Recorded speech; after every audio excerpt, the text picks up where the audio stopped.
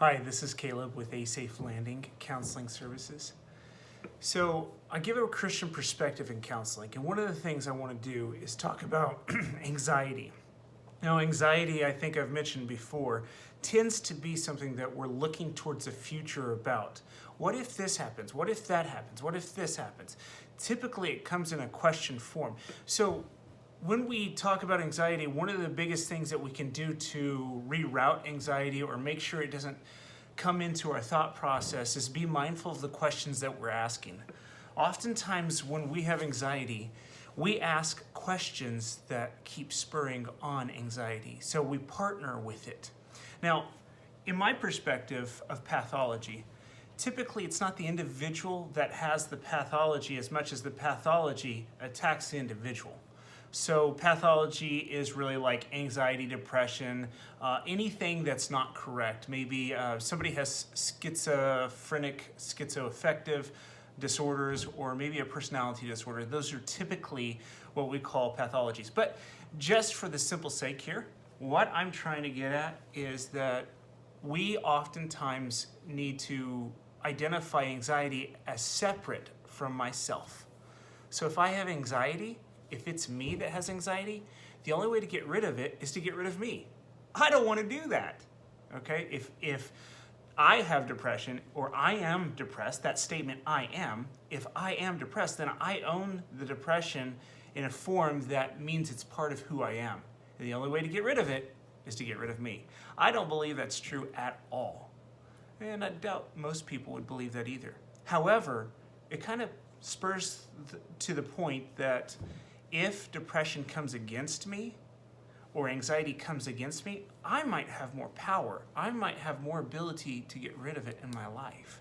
And that's where we want to go. So with anxiety, oftentimes it's that question moment. What if? What if that happens? What if this happens? Did I check that? Did I do this so that this doesn't happen? And we find ourselves partnering with a question. Now, are we partnering with the correct question? Well, what if it happens?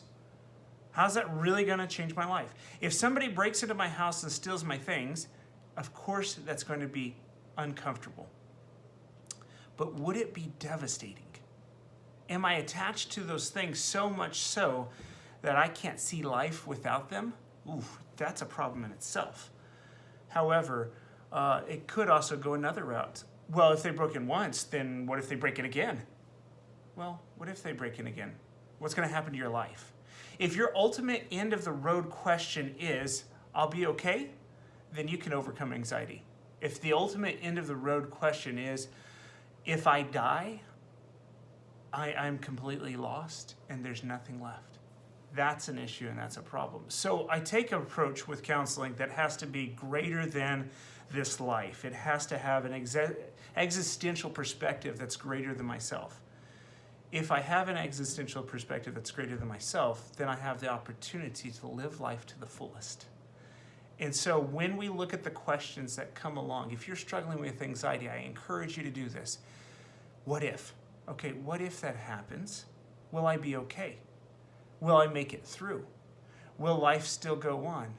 Even if those bad things happen, could I still be a person who lives life well? If you can answer those questions, yes, then you can overcome anxiety. You can start checking that question every time it comes up, because it's almost like a broken record. Every time it comes up, what do I do? What do I do? What do I do? You can break that off and start saying, no, I know where this goes. I will be all right. I will have life. I won't just fall apart. Things will be good in the future as well. When you think those ways, you become stronger and you break the foothold that anxiety has in your life, and you can have peace. Now, I hope that brings you to a point where you feel encouraged and uplift, because God has so many plans for your life. He has planned it out for you ahead of the foundations of the earth. He's given you good works to accomplish. All right. God bless you and have a wonderful day.